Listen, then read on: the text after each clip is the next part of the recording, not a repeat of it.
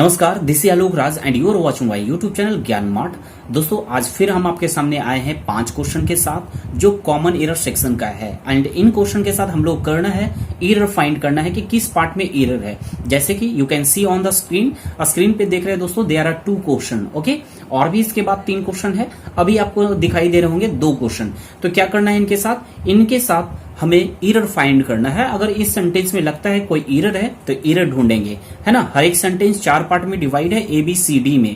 A B C में अगर लगता है कोई एरर है तो वही हमारा आंसर होगा। जिस पार्ट में एरर होगा वही हमारा आंसर होगा, अदरवाइज डी यानी नो एरर हमारा आंसर होगा दोस्तों। तो चलिए let's get started.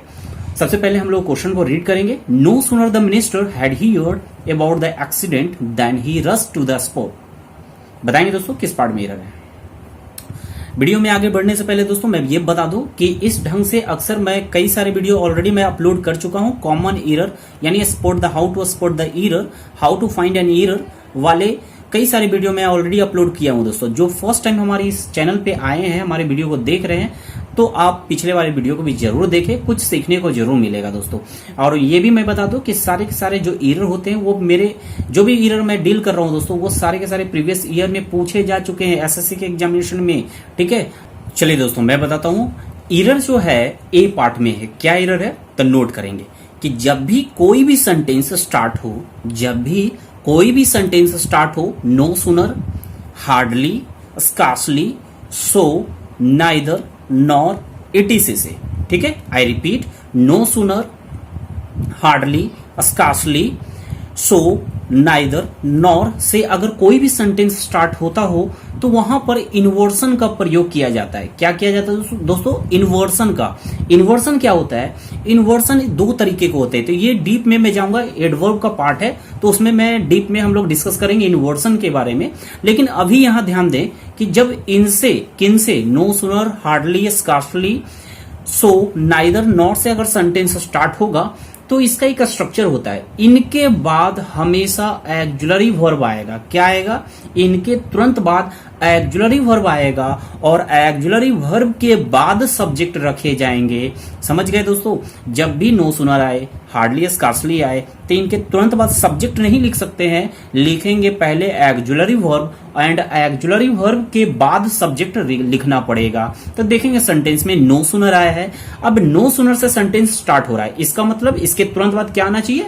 Auxiliary verb, जिसे हेल्पिंग वर्ब के नाम से भी हम लोग जानते हैं। तो हेल्पिंग वर्ब आना चाहिए। क्या हेल्पिंग वर्ब है? नहीं है, यही मिस्टेक है, यही एरर है। तो क्या करना है? हमें हेल्पिंग वर्ब रखना है। मिनिस्टर सब्जेक्ट है तो सब्जेक्ट के पहले हेल्पिंग वर्ब रखेंगे। तो हैड जो है दोस्तों वो हेल्पिंग वर्ब है, तो हैड को हम पहले करेंगे। No sooner had the minister होगा, अब जाकर ये सेंटेंस बिल्कुल सही हो जाएगा दोस्तों। तो करेक्शन यही करना है ए पार्ट में। चलिए नेक्स्ट देखते हैं 22। Move to the next. When Darun heard the news that his father had been hospitalized, he cancelled his trip and returned back to his village. बताएंगे किस पार्ट में एरर है? बहुत इजी है। नहीं पता है दोस्तों तो यहां देखेंगे एरर है सी पार्ट में। लिखेंगे इसे, नोट करेंगे कि जब भी आपके सामने मेन वर्ब रिटर्न, रिसीड, ठीक है, रिटर्न, रिसीड, रिवर्ट आदि आए, क्या आए? रिटर्न लिखा हो, मेन वर्ब का प्रयोग रिटर्न। जब भी मेन वर्ब का प्रयोग किया गया हो, रिटर्न, रिसीड, रिवर्ट का, तो इसके साथ कभी भी बैक का प्रयोग नहीं करेंगे। क्या किसका नहीं करेंगे? बैक का प्रयोग आप कभी नहीं करोगे। जब भी रिटर्न, रिसीड, रिवर्ट का प्रयोग हुआ है तो इसमें इसके साथ बैक का प्रयोग नहीं करना है, क्योंकि रिटर्न में, रिसीड में, रिवर्ट में बैक का मीनिंग छिपा हुआ होता है। रिटर्न मीन्स दोस्तों रिटर्न मीन्स होता है come back. Return means come back, back का मीनिंग रिटर्न में छिपा हुआ है। तो रिटर्न के साथ बैक लिखना यह सुपरफ्लस हो जाता है, गलत फिर हो जाएगा दोस्तों। यही एरर है इसमें। रिटर्न बैक नहीं होगा, केवल रिटर्न टू हिज विलेज करेंगे। ठीक है, तो बैक को आप केवल यहां से हटा देंगे, सेंटेंस बिल्कुल सही हो जाएगा। चलिए नेक्स्ट देखते हैं। ये कुछ खास है, इसे गौर से समझेंगे इसे। After raising the flag to inaugurate the sports meet, the chairman made a long speech. बताएंगे किस पार्ट में एरर है? चलिए दोस्तों बताते हैं किस पार्ट में एरर है। एरर है ए पार्ट में। क्या एरर है? ध्यान देंगे, नोट करेंगे। कि दो वर्ड जो है दोस्तों अक्सर आपके सामने आते हैं, काफी दोनों सिमिलर है, बहुत सारे स्टूडेंट दोनों का मीनिंग सिमिलर समझ लेते हैं, लेकिन ऐसा नहीं करना है। दोनों का मीनिंग सिमिलर नहीं है, दोनों का यूज अलग अलग जगह पर होता है। तो समझेंगे कौन सा वर्ड है। राइज, दूसरा है रेज। राइज रेज क्या है, राइज रेज।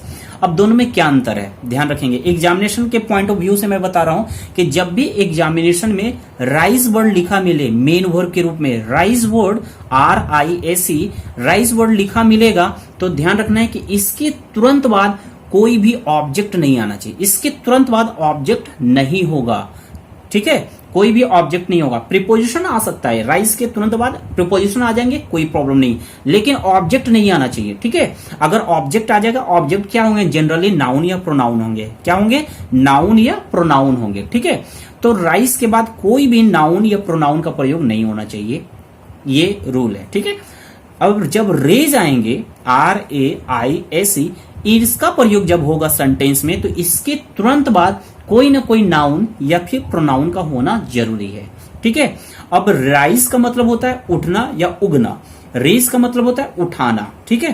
तो अब यहां देखेंगे राइजिंग का प्रयोग है, राइज है, तो राइज जो है इसके तुरंत बाद कोई भी नाउन या प्रोनाउन नहीं आना चाहिए। तो देखेंगे फ्लैग जो है ये क्या है दोस्तों, नाउन आ गया है। क्या आया है, नाउन आया, फ्लैग नाउन है। और जब नाउन आ जाए तो राइज का प्रयोग नहीं होगा, इसके बदले में हम लोग प्रयोग करेंगे रेज। क्या करेंगे, रेज। तो यहां पर फोर्थ फॉर्म में है, तो इसलिए हम रेज का फोर्थ फॉर्म ही इस्तेमाल करेंगे, raising, after raising the flag, right. तो यहां हमें करेक्शन करना होगा ए पार्ट में, ए पार्ट में एरर है। चलिए दोस्तों, मुझे उम्मीद है कि ये भी पॉइंट समझ में आ गया होगा, ठीक है। अब नेक्स्ट देखते हैं। नेक्स्ट है I remember to meet him 5 years ago। बताएंगे किस पार्ट में एरर है, नहीं पता, नोट करेंगे, ध्यान रखेंगे दोस्तों। रिमेंबर के साथ मैंने क्या बोला, रिमेंबर के साथ टू इन्फिनेटिव भी आते हैं एंड जिरंड का भी प्रयोग होता है। रिमेंबर जो वर्ड आए तो रिमेंबर के तुरंत बाद हम टू इन्फिनेटिव किसे कहते हैं, 2 + MB1, 2 + MB1, जैसा कि सेंटेंस में यहां दिया हुआ है, आई रिमेम्बर टू मेट। यहां क्या आया, टू इन्फिनेटिव आया। टू इन्फिनेटिव मतलब 2 + MB1 को कहते हैं टू इन्फिनेटिव, ठीक है। और दूसरा क्या बोला, जिरंड कहते हैं जनरली हम MB4 को। तो आई रिमेम्बर के साथ टू इन्फिनेटिव या फिर जिरंड आज जरूर आते हैं, ठीक है। तो अब बात आती है कब हम टू इन्फिनेटिव का इस्तेमाल करेंगे, कब हम जिरंड का इस्तेमाल करेंगे।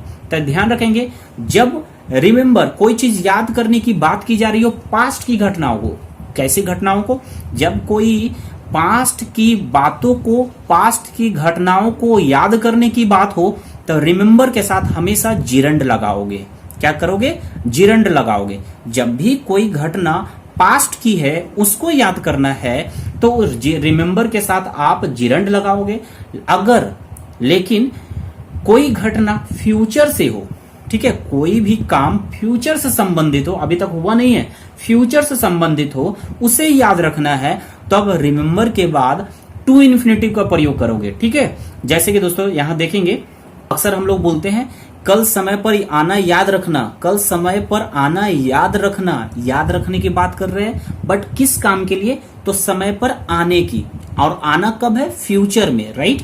आना कब है, फ्यूचर में। जब कोई काम को फ्यूचर में होना है और उसे याद रखने की बात हो, तो रिमेंबर के साथ टू इन्फिनेटिव। तो यहां क्या करेंगे, remember to come on time, remember to come on time. To come इसलिए लगाएं क्योंकि आने का काम होगा फ्यूचर में, अभी हुआ नहीं है, होगा फ्यूचर में।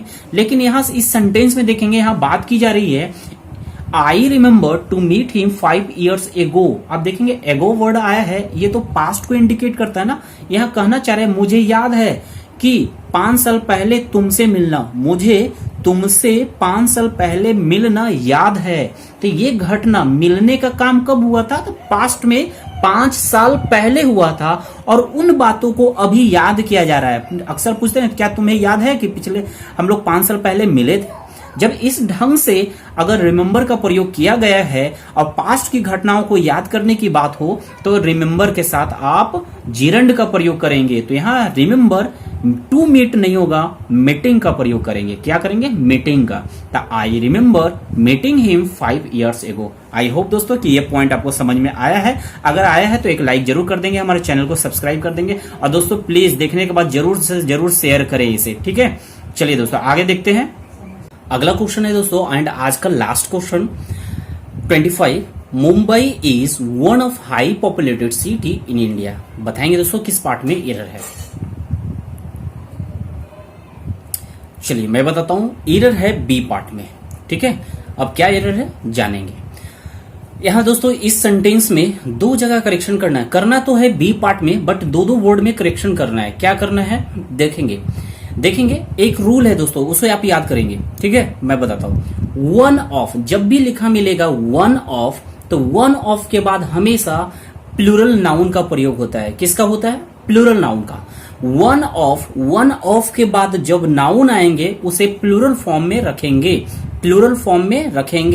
तो अब देखेंगे दोस्तों यहाँ पे वन ऑफ है, तो क्या वन ऑफ के बाद जो नाउन आया है वो प्लूरल फॉर्म में है या नहीं है देखेंगे। वन ऑफ हाई तो दोस्तों एडजेक्टिव है, पॉपुलेटेड मेन वर्ब का थर्ड फॉर्म है, वो भी एडजेक्टिव का कार्य कर रहा है। एंड उसके बाद आया है सिटी नाउन है। क्या है? नाउन है। तो जरा बताएंगे, वन ऑफ के बाद नाउन सिटी आया है, तो क्या ये प्लूरल फॉर्म में है?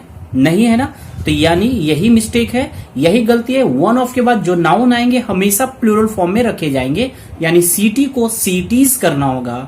क्या करना होगा? सिटीज, ठीक है। एक और करेक्शन ये करना है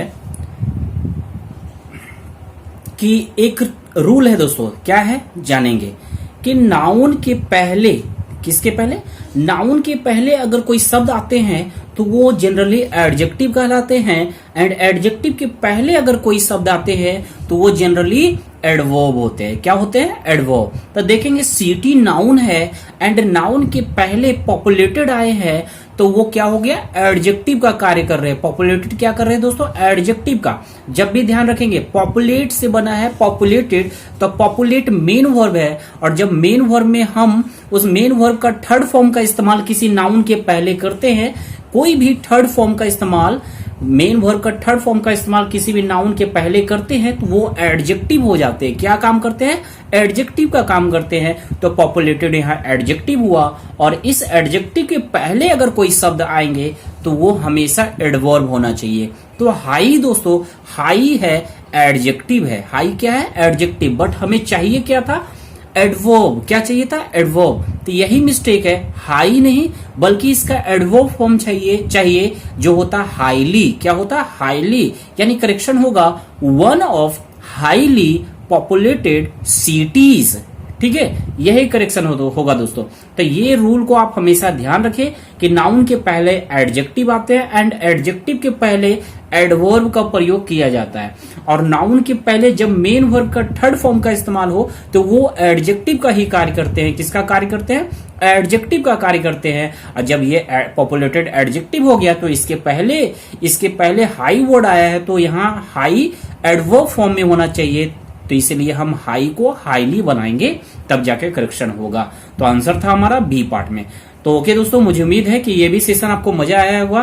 अगर ये सेशन आपको पसंद आया है तो लाइक जरूर कर दे दोस्तों, और इस वीडियो को ज्यादा से ज्यादा शेयर कर दे। फिर अगली वीडियो में मिलेंगे इसी तरीके से 5 क्वेश्चन के साथ, जिसमें इसी तरीके से हम लोग एरर को फाइंड करते रहेंगे और हमेशा सीखते रहेंगे। चलिए दोस्तों, फिर मिलते हैं नेक्स्ट वीडियो में। तब तक के लिए धन्यवाद।